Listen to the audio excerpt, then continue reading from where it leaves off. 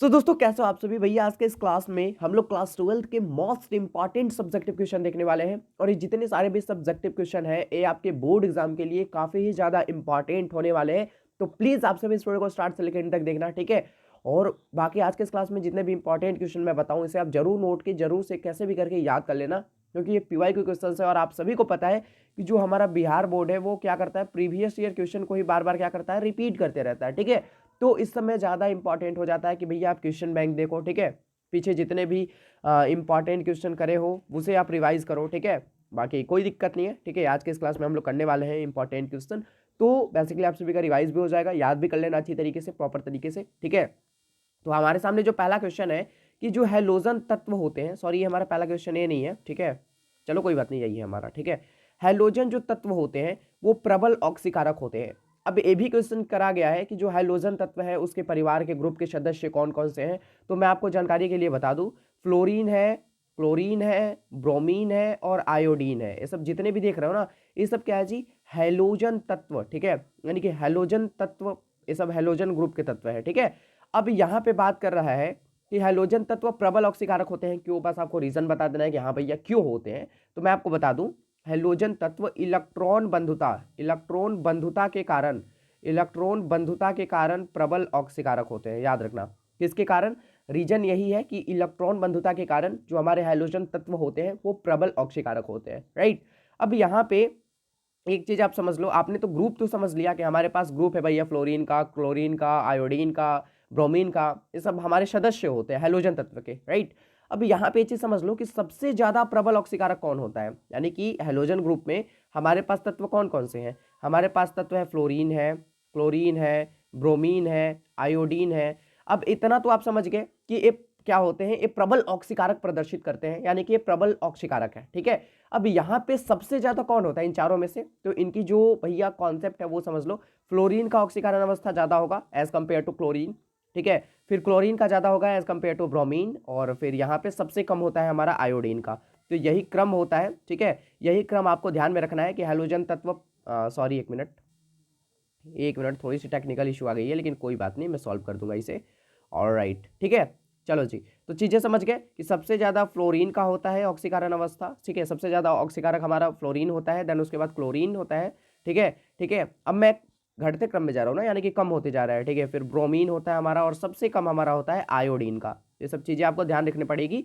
ये होता है हैलोजन तत्व जो होते हैं हमारे, ठीक है। हैलोजन तत्व के, सॉरी हैलोजन ग्रुप के जो भी हमारे तत्व होते हैं उनका ये हमारा क्रम है, ठीक है। चलो जी, इंटर हैलोजन से आप क्या समझते हैं। अब यहाँ पे हैलोजन तत्व तो आप लोग समझ गए अच्छी तरीके से कि फ्लोरीन है, क्लोरीन है, ब्रोमीन है, आयोडीन है, सब क्या है हमारे हैलोजन तत्व है। अब देखो, एक हैलोजन, ठीक है, यानी कि एक हैलोजन तत्व किसी दूसरे हैलोजन के साथ संयोग करके एक नया यौगिक बनाता है, और जो वही है हमारा इंटर हैलोजन कहलाता है। यानी कि एक हैलोजन दूसरे हैलोजन के साथ संयोग करके, यानी कि फ्लोरीन क्लोरीन के साथ, क्लोरीन फ्लोरीन के साथ, क्लोरीन ब्रोमीन के साथ, ब्रोमीन आयोडीन के साथ एक दूसरे से जो है संयोग करके एक नया यौगिक बनाते हैं। जो नया यौगिक बनता है वही हमारा इंटर हैलोजन कहलाता है। जैसे कि एग्जाम्पल के तौर पर आप ले सकते हो IF7, यानी कि आयोडीन फ्लोरीन 7। यहाँ पे देख रहे हो, यहाँ पे दो हैलोजन है, आयोडीन किसके साथ संयोग किया है, फ्लोरीन के साथ किया है, ठीक है।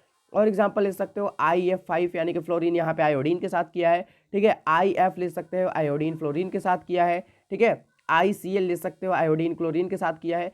तो ये सब हमारे जो भी तत्व बनते हैं नया, वो हमारे इंटर हैलोजन कहलाता है। यानी कि बेसिकली आप इतना समझ लो कि जब एक हैलोजन किसी दूसरे हैलोजन के साथ, एक हैलोजन किसी दूसरे हैलोजन के साथ क्या करता है, संयोग करके जो नया तत्व बनाता है, जो नया यौगिक बनाता है, वही हमारा इंटर हैलोजन कहलाता है। ऑलराइट, अगला क्वेश्चन है XeF2 का संरचना सूत्र क्या है। Fe तो आप यहाँ पे F2 तो आपको पता है कि F2 हमारा फ्लोरीन है, ठीक है। फ्लोरीन के दो अणु है। Xe क्या है, Xe हमारा जेनॉन है, क्या है, जेनॉन है। तो इसका संरचना सूत्र आपको बताना है, ठीक है। तो आइए इसको अच्छी तरीके से समझ लेते हैं। तो हम लोग क्या कर देंगे, जेनोन को हम लोग बीच में रखेंगे, ठीक है। और फ्लोरीन चूंकि हमारा दो है तो साइड साइड से हम दो फ्लोरीन लगा देंगे, ठीक है। और यही हमारा बन गया, यही हमारा संरचना होता है XeF2 का। और ये जो आप चीजें देख रहे हो यहाँ पे आपको क्या दिख रहा है, ये कैसा संरचना है। अगर कोई आपसे पूछ दिया कैसा संरचना है, तो लीनियर है, क्या है, लीनियर है, ठीक है। ये हमारा लीनियर संरचना है, रेखीय संरचना है, ठीक है। तो XeF2 का संरचना बहुत इंपॉर्टेंट है, बार बार पूछा आपके बोर्ड एग्जाम में, तो इसे आप जरूर से जरूर ध्यान में रखोगे। अच्छा, कार्बोहाइड्रेट की परिभाषा बताएं। अब कार्बोहाइड्रेट क्या होता है, हमारे शरीर के जो भी जैविक क्रियाओं होते हैं उनके लिए कार्बोहाइड्रेट हमारा जरूरी होता है, ठीक है। अब ये कार्बोहाइड्रेट हम लोग भोज्य पदार्थ की मदद से लेते हैं, सही बात है, क्लियर चीज़ें। अब यहाँ पे एक चीज़ ध्यान दो आप, कार्बोहाइड्रेट हमारे जैविक क्रियाओं को क्या करता है, उत्प्रेरित करता है, यानी कि हमारे जो भी अंदर जैविक क्रियाओं होता है उसके वृद्धि के लिए, ठीक है, जो भी हमारी एक्टिविटी होती है हमारी बॉडी के अंदर उसके लिए कार्बोहाइड्रेट बहुत ज़्यादा जरूरी होता है। अब इसको हम लोग कई प्रकार के भोज्य पदार्थ की सहायता से हम लोग क्या करते हैं, अपने बॉडी के अंदर इसे हम लोग लेते हैं। अब एक चीज़ मैं आपको बता दूं, ये जो कार्बोहाइड्रेट की ये जो डिफाइनेशन मैंने आपको चीज़ें बताई ये सब पहले की है, यानी कि अगर अभी की बात करी जाए मॉडर्न डिफिनेशन की, तो यहाँ पे आप लिख सकते हो कि पॉलीहाइड्रोक्सी एल्डिहाइड। देखो यहाँ पे आपको लिखना है पॉलीहाइड्रोक्सी, ठीक है, पॉलीहाइड्रोक्सी एल्डिहाइड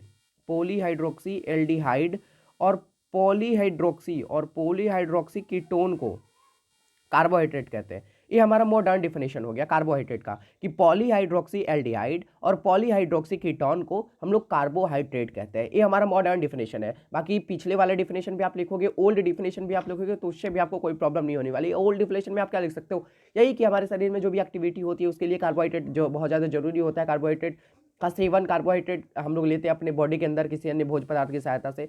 तो ये आप ओल्ड डिफिनेशन पे चले जाओगे। बाकी मॉडर्न भी लिख सकते हो, कोई दिक्कत नहीं, मॉडर्न ही यार इजी है ना। पॉलीहाइड्रोक्सी कीटोन, पॉलीहाइड्रोक्सी एल्डिहाइड को हम लोग क्या कहते हैं, कार्बोहाइड्रेट कहते हैं। बाकी आपकी मर्जी, जो भी लिख के आओ कोई दिक्कत नहीं है। अब यहाँ पे समांगी यहाँ पे कर लेना, ठीक है, समांगी एवं विषमांगी उत्प्रेरण के एक एक उदाहरण दे। लेकिन उससे पहले मैं आपको चीजें समझा दूं ताकि आपको और अच्छी तरीके से चीजें क्लियर हो जाए। अब यहाँ पे समांगी क्या होता है, जिसमें हमारा अभिकारक और उत्प्रेरक, ठीक है, और प्रतिफल तीनों एक अवस्था के हो, यानी कि सॉलिड है तो सॉलिड, लिक्विड है तो लिक्विड, गैस है तो सारे गैस होने चाहिए, ठीक है, सॉलिड है तो सारे सॉलिड होने चाहिए, लिक्विड है तो सारे लिक्विड होने चाहिए, गैस है तो सारे गैस होने चाहिए। लेकिन विषमांगी में क्या होता है, कोई सॉलिड रहे, कोई लिक्विड रहे, कोई गैस रहे, उससे हमको कोई मतलब नहीं है, उसका नाम ही है विषमांगी, अलग अलग होने चाहिए सब, ठीक है। यानी कि उत्प्रेरक भी कोई अलग, ठीक है, और हमारा अभिकारक भी अलग, प्रतिफल भी अलग, अलग अलग चीजें होनी चाहिए, उससे कोई दिक्कत नहीं है, ठीक है। वही हमारा विषमांगी उत्प्रेरक कहलाता है। तो समांगी, सबसे पहले हम लोग बात कर ले समांगी की। तो समांगी SO2, ठीक है, समांगी का उदाहरण आप ले सकते हो कि SO2, ठीक है, जो कि हमारा एक गैस है, राइट, गैस है, और O2 के साथ मैं इसकी अभी क्रिया करा रहा हूँ NO की उपस्थिति में, ठीक है, NO की उपस्थिति में, जो चूंकि आपका ये भी एक गैस है, ठीक है, हमारा फाइनल प्रोडक्ट बनेगा 2SO3, यानी कि 2SO3 बनेगा, तो ये भी हमारा गैस है। यहाँ पे देखो ये समांगी का उदाहरण हो गया, किस चीज़ का उदाहरण हो गया, समांगी का, क्योंकि यहाँ पे ये भी हमारा गैस है, यानी कि जो अभिकारक है वो हमारा गैस है, और यहाँ पे उत्प्रेरक भी हमारा गैस है, जो फाइनल प्रोडक्ट रेडी हो रहा है वो भी हमारा गैस है, यानी कि सबके सब तीनों एक ही प्रवस्था में है, ठीक है। तो ये हमारा कहलाएगा समांगी उत्प्रेरण, ठीक है, समांगी उत्प्रेरण कहलाएगा। लेकिन विषमांगी में क्या होगा, विषमांगी में देख लो, अमोनिया के निर्माण आपको पता है कैसे होता है, N2 जोड़ H2 और ये होता है कैटालिस्ट Fe की उपस्थिति में, ठीक है, हमारा बनता है 2NH2, यानी कि ये हैबर प्रक्रम भी यही आपका होता है। अब यहाँ पे देखो NH3 हमारा गैस है, ए भी हमारा क्या है, गैस है, ए भी हमारा गैस है, लेकिन Fe क्या है, Fe हमारा सॉलिड है, तो यहाँ पे चेंज हो गई चीज़ें, ठीक है, कैटालिस्ट हमारा क्या हो गया, चेंज हो गया, तो ये हमारा विषमांगी उत्प्रेरण कहलाता है। अब पेप्टिकरण क्या होता है, तो ताजे बने पीपीटी को आप ले लो, क्या करो, ताजे बने अवक्षेप को आप ले लो, ताजे बने पीपीटी को ले लो, ठीक है, और इसमें आप मिला दो विद्युत अपघट्य, यानी कि इलेक्ट्रोलाइट मिला दो। अब विद्युत अपघट्य मिला के और पीपीटी में क्या करोगे, एक मिनट रुकना, सॉरी, चलो कोई दिक्कत नहीं है, कोई बात नहीं, चलो जी। देखो पेप्टिकरण क्या होता है हमारा, एक मिनट, हाँ, पेप्टिकरण क्या होता है कि हम लोग ताजे बने अवक्षेप को लेते हैं, यानी कि ताजे बने पीपीटी को लिए, इसमें हम लोग इलेक्ट्रोलाइट मिला दिए, यानी कि विद्युत अपघट्य मिला दिए, और विद्युत अपघट्य मिलाने के बाद जो हमारा बन जाता है कोलाइडी कण, ठीक है, ये हमारा बन जाता है कोलाइडी कण, ठीक है, एक कोलाइड में बदल जाता है। तो यही जो हमारा है, यह प्रक्रिया हमारा पेप्टिकरण कहलाता है, यानी कि यह वह प्रक्रिया है जिसमें किसी ताजे बने अवक्षेप को उचित वैद्युत अपघट्य में मिलाकर कोलाइडी विलयन में बदला जा सकता है, यानी कि बस इसका नॉर्मल प्रक्रिया है, पीपीटी में आप इलेक्ट्रोलाइट मिला दो और ये हमारा बन जाएगा कोलाइडी विलयन, ठीक है, यही हमारा पेप्टिकरण कहलाता है। अब भैया द्विक लवण किसे कहते हैं, देखो द्विक लवण में 2 लवणों का संग्रह होता है, जैसा कि आपको नाम से ही पता चल रहा है, ठीक है, एक द्विक लवण में 2 लवण का मिश्रण होता है, 2 लवण का संग्रह होता है, ठीक है। और द्विक लवण को आप क्या करते हो, पानी में जैसे ही डालते हो, द्विक लवण को आप जैसे ही पानी में डालते हो तो ये पानी में क्या हो जाता है, विघटित हो जाता है, ठीक है, यानी कि जैसे ही आप इसे पानी से विघटित कराते हो तो ये धातु आयन के 2 प्रकार देता है, या क्या करता है, धातु आयन के, ठीक है, धातु आयन के ये 2 प्रकार देता है, धातु आयन के 2 प्रकार देता है, क्योंकि इसका नाम ही है द्विक लवण, ठीक है। तो द्विक लवण 2 लवणों का मिश्रण होता है, ठीक है, ये पानी से विघटित हो जाता है और यही सब चीज़ें हैं। तो आज के इस क्लास में हमने केमिस्ट्री के कुछ इंपॉर्टेंट क्वेश्चन देखे जो कि आपके एग्जाम के पॉइंट ऑफ व्यू से काफ़ी ज़्यादा इंपॉर्टेंट थे।